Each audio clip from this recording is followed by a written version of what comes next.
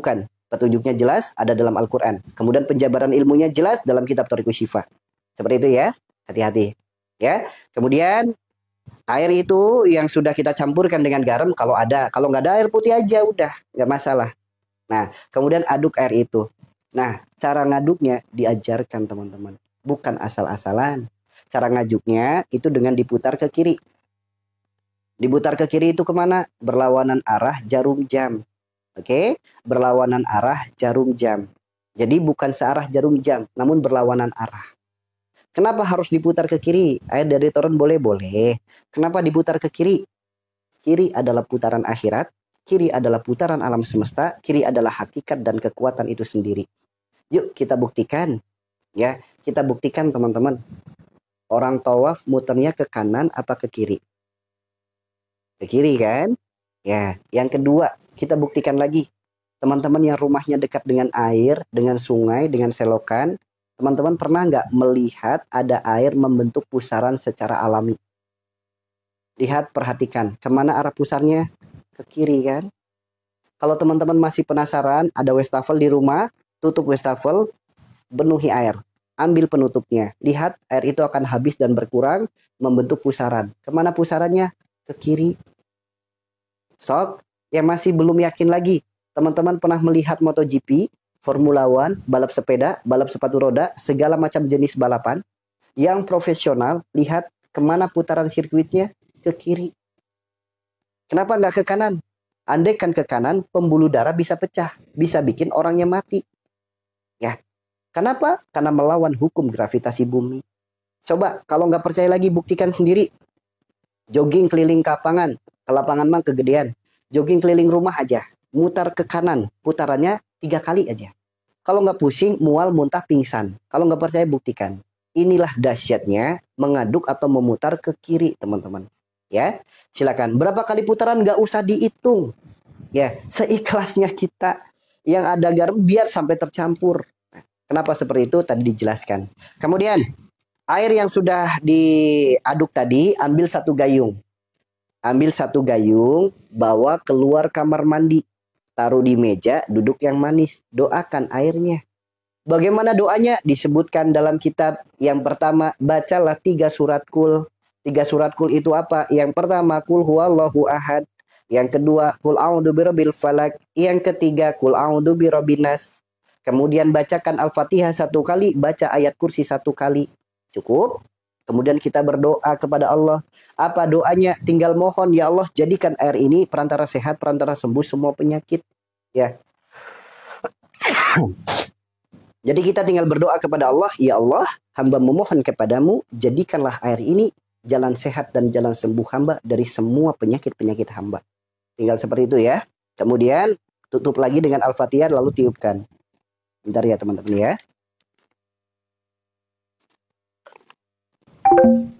Ditiupkan ya.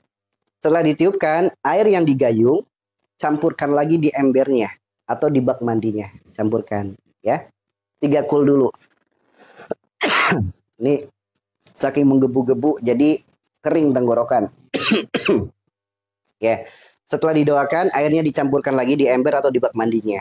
Kemudian ingat, sebelum kita mandi, sebelum kita terapi, pastikan kita ikuti adab syariat agama kita dulu. Adabnya apa? Jika Anda laki-laki, tutup 1 wilayah. Jika Anda perempuan, tutup 2 wilayah. Ya, jika Anda laki-laki, tutup 1 wilayah. Jika Anda perempuan, tutup 2 wilayah. Kenapa harus ditutup? Masya Allah. Meskipun di ruangan tertutup, kita terhindar dari pandangan manusia, kita belum terhindar dari pandangan makhluk gaib. Seperti itu teman-teman. Kemudian kita siram dulu nih. Siram kaki kanan dulu, disiram. Kemudian siram kaki kiri. Kemudian siram punggung kita. Pundak kita dulu yang disiram. Pundak kanan. Depan belakang basah ya. Kemudian pundak kiri, depan belakang basah. Lalu siram kepala kita. Oke? Ketika udah basah semua badan kita, baru lakukan terapi teman-teman. Lakukan terapi. Bagaimana terapinya? Terapi yang bisa jadi jalan ikhtiar. untuk mengeluarkan segala yang kotor, yang buruk, yang tidak baik, yang mengganggu asbab sakit, penyakit, bahkan gangguan goib. Terapi yang bisa jadi ikhtiar, menyempurnakan kembali struktur jaringan tulang kita, sendi-sendi kita, syaraf-syaraf kita, seluruh organ dalam tubuh kita. Nah, terapinya mudah teman-teman, terapinya sangat mudah. Kering tenggorokan, Masya Allah.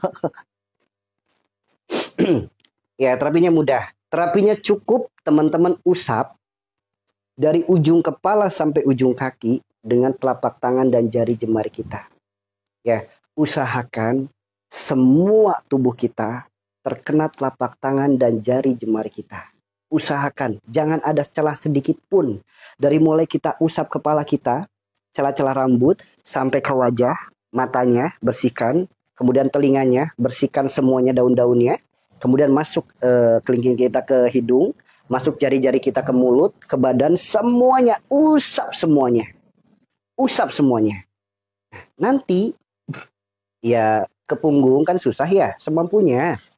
Usahakan semampunya, usahakan.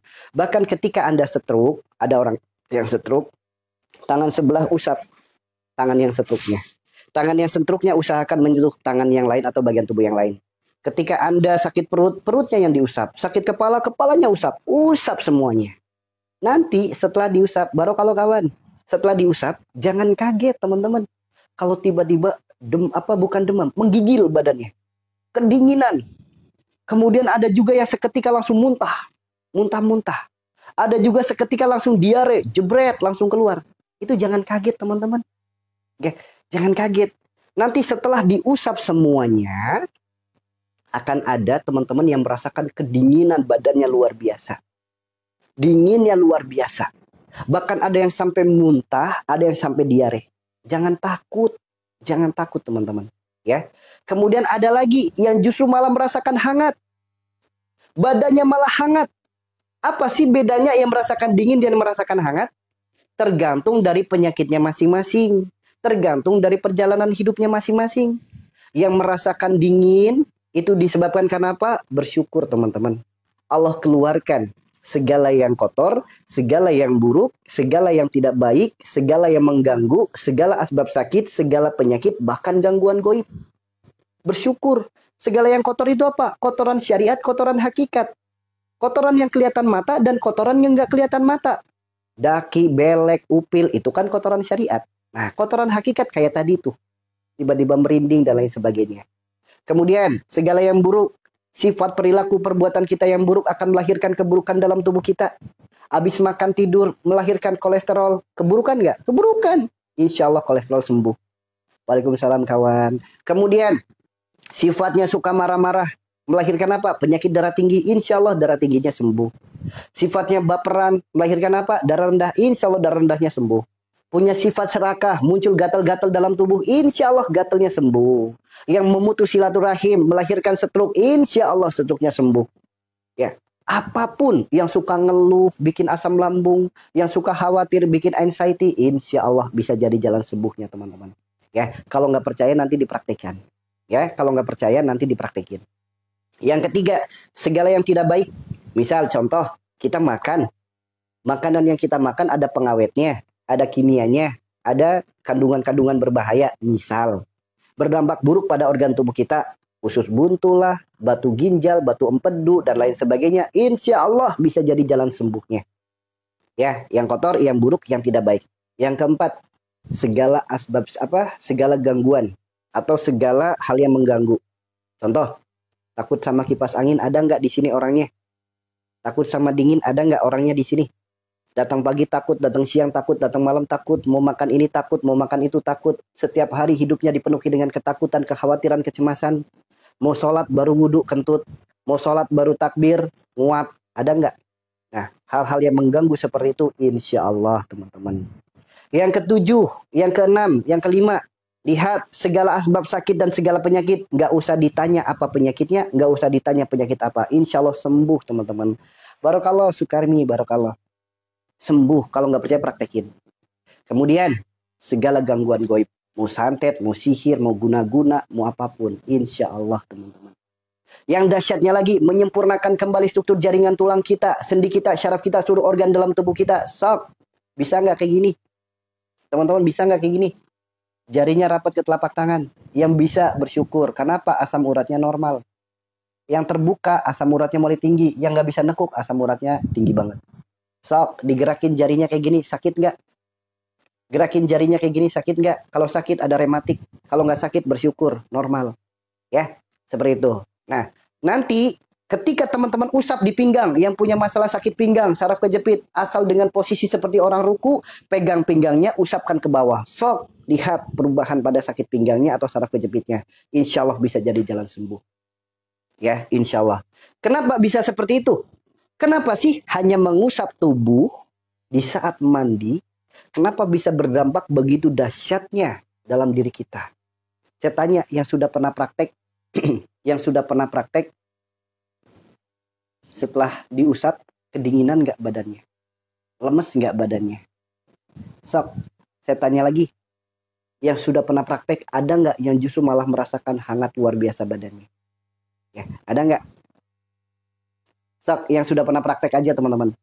Yang sudah pernah praktek, ada nggak yang merasakan kedinginan langsung badannya? Ada.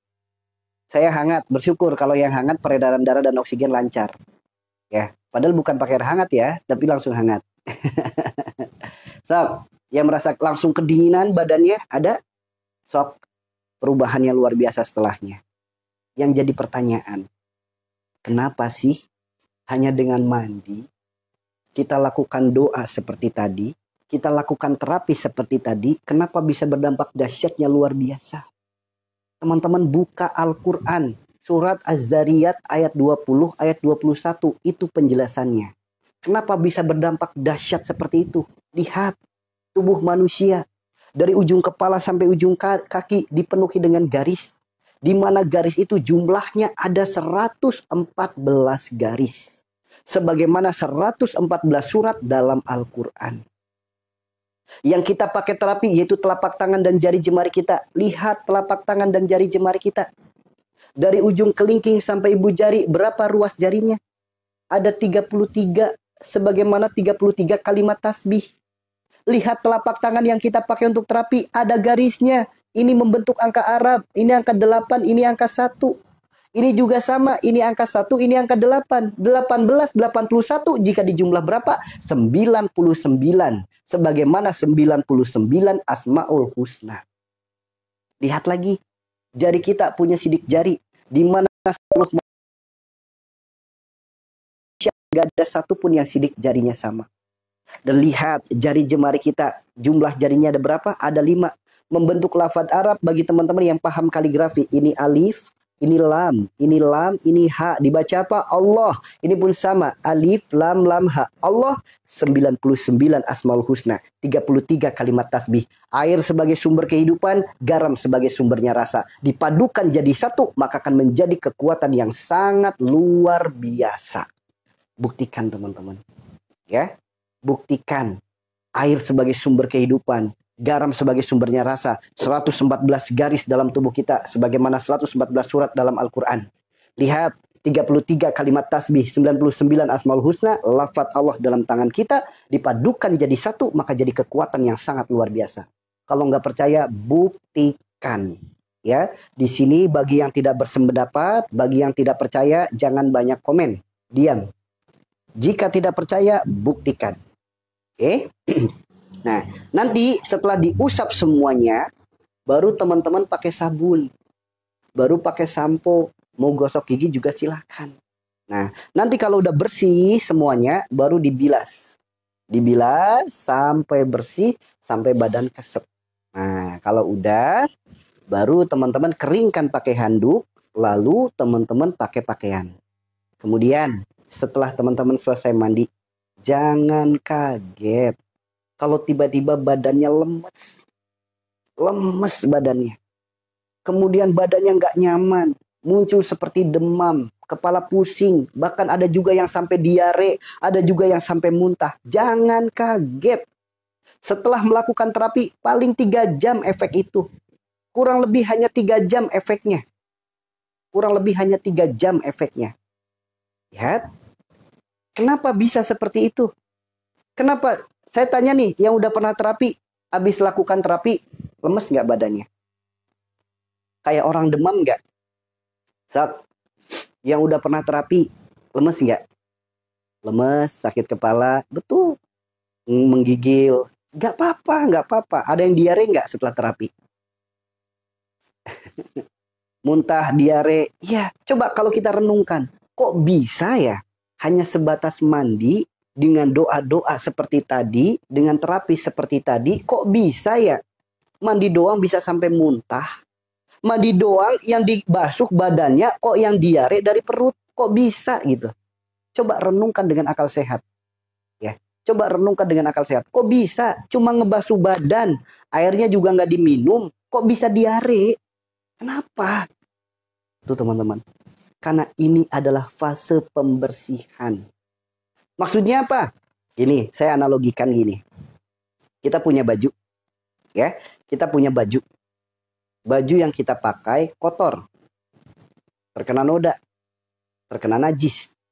Saya tanya teman-teman. Baju yang kotor terkena noda dan najis ini boleh nggak kalau kita pakai sholat menghadap Allah? Boleh nggak teman-teman? Boleh nggak? Baju yang kotor, terkena noda, terkena najis, boleh nggak dipakai untuk sholat? Nggak boleh kan? Harus dicuci dulu kan bajunya? Harus dibersihkan dulu bajunya? Baru boleh dipakai untuk sholat. Coba deh renungkan. Apa kabar diri kita yang tiap hari ngotorin diri dengan dosa? Tiap hari ngelumurin diri dengan dosa. Sedangkan kita akan berpulang kepada Allah Rabb yang Maha Suci. Kira-kira kita bakalan dicuci dulu nggak? Kira-kira kita bakalan dibersihin dulu nggak? Sok renungkan teman-teman. Baju yang kotor aja mau dipakai untuk sholat harus dicuci dulu. Apalagi diri kita, sang pendosa, akan berpulang kepada Allah Rabb yang Maha Suci. Kita pun sama akan merasakan bagaimana dicuci. Direndam dulu badan sampai kedinginan. Dikucek-kucek, dikebrok-kebrok, disikat-sikat. Badan pegel-pegel nggak karuan. Dibilas, diputer-puter, pusingnya kepala luar biasa, diperes sampai muntah, dipenter sampai diare, luar biasa rasanya. Setelah itu dijemur, dipanasin, dianginin, setelah itu disetrika, merasakan demam luar biasa, sama rasanya. Lihat, setelah dijemur, dikering, disetrika, nyaman nggak bajunya? Nyaman. Dipakai nyaman nggak? Nyaman. Begitupun tubuh kita. Ketika kita selesai melakukan terapi itu, kemudian merasakan demam, begitu hilang demamnya, sembuh demamnya, sok, akan muncul kenyamanan hati yang sangat luar biasa. Akan muncul kebahagiaan yang sulit diungkapkan dengan kata-kata. Sok, yang sudah pernah terapi ini, bahagia nggak hatinya? Ada rasa bahagia yang sulit diungkapkan dengan kata-kata. Bawaannya bahagia, muncul ketenangan. Dari ketenangan melahirkan ibadah yang makin nikmat, doa yang makin nikmat. Sok, ibadahnya makin khusyuk, doanya makin nikmat. Bahkan baru takbir, Allahu Akbar, langsung ingat dosa, bercucuran air mata. Ada nggak yang ngalamin kayak gitu?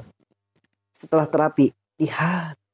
Ya, setelah terapi, merasakan ketentraman, ketenangan, kedamaian dalam hati yang luar biasa. Dari ketenangan hati membantu, membuat tenang pikiran. Begitu tenang pikiran, ibadah makin nikmat, hidup makin tawakal. Sehingga Pak, segala masalah hidup, solusinya datang. Pertolongan Allah datang. Sembuh dari penyakit datang. Sok, buktikan teman-teman. Buktikan. Ya, inilah dahsyatnya terapi ini. Bagi yang baru mendengar, silakan dipraktekkan. Bagi yang sudah pernah mendengar, yang sudah pernah melakukan terapi, rutinkan. Lihat, ibadah makin nikmat. Nikmat sekali ibadahnya. Ya, nikmat sekali ibadahnya teman-teman. Ya, silakan. Nggak usah ditanya penyakit, apapun penyakitnya praktekin. Ya, nggak usah ditanya penyakit, nggak usah ditanya penyakit ini gimana, penyakit ini gimana. Udah praktekin aja terapinya. Praktekin aja. Mau penyakit Anda lemah syahwat kek, mau penyakit Anda nyeri head kek, apapun penyakitnya, praktekin. Ya, praktekin teman-teman. Ya. Silakan dipraktekin. Nah, kapan mandinya? Bebas. Mandi jam berapapun boleh, silakan. Ya, namun hindari mandi malam hari ya. Hindari. Saat mengusap badan, nggak usah doa apa-apa. Nggak usah, kan kita di kamar mandi. Di dalam kamar mandi kan nggak boleh doa, teman-teman. Ya udah tinggal diusap aja. Doanya udah dilakukan di depan tadi. Ya, ya. Dengan 3 surat kul, baca Al-Fatihah, baca ayat kursi. Dah, praktekin aja. Praktekin. Nggak usah ditanya penyakit ya, nggak usah ditanya. Praktekin aja. Praktekin, teman-teman.